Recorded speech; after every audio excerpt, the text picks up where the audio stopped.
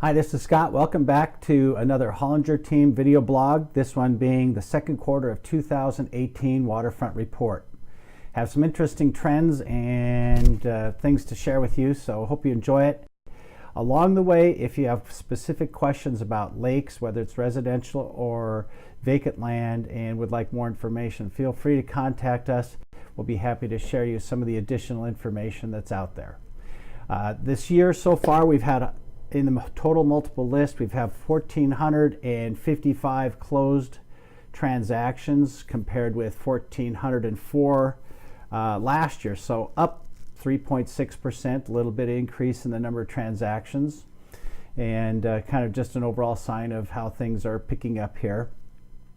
On the lake, on Flathead Lake, there's 117 homes currently for sale on the market, which is down substantially from the height of the recession when I think we hit about 165 in one of the years, total homes for sale. 18 have closed compared with 21 last year, which is kind of interesting. I'll share with you some statistics in a minute.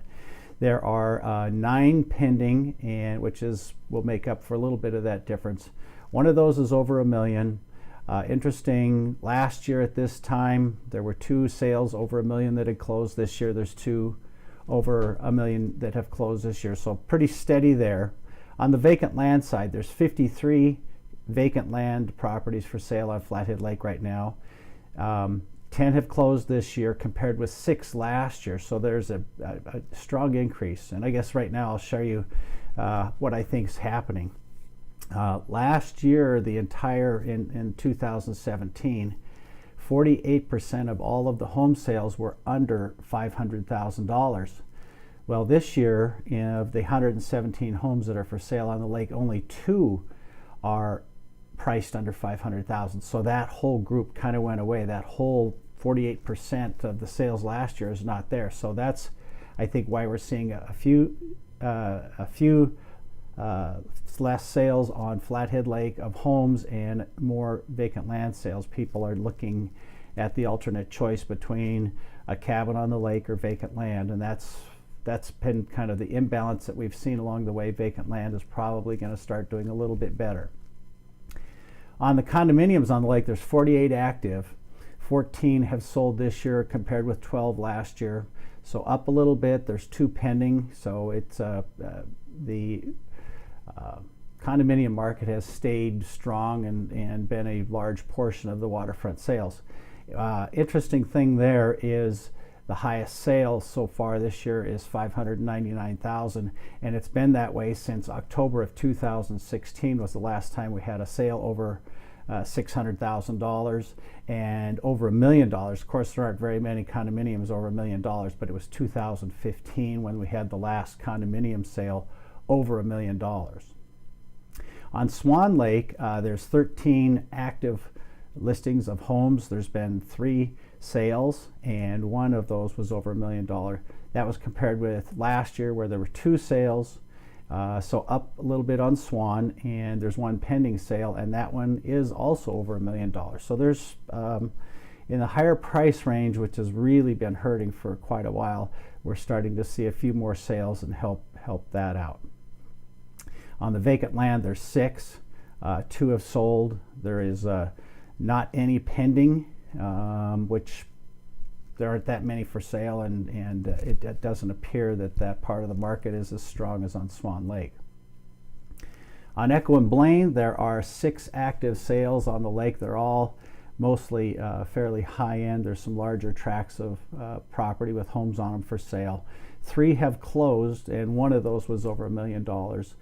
Last year, there were no residential sales on Echo or Blaine, so that market has started to heal up and do better. No pending sales at this time, but I think we'll see some more activity during the year. There are 7 vacant properties on the Echo-Blaine combination. There's 3 of those that have closed. No pending. That again compares with last year.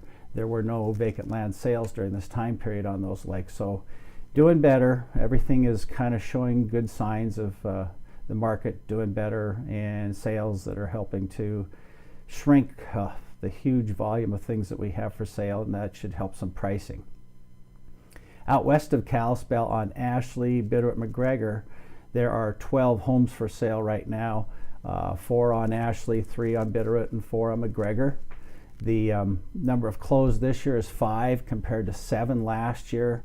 There are 3 pending though, so we should see that kind of switch around, or at least kind of even up, I should say.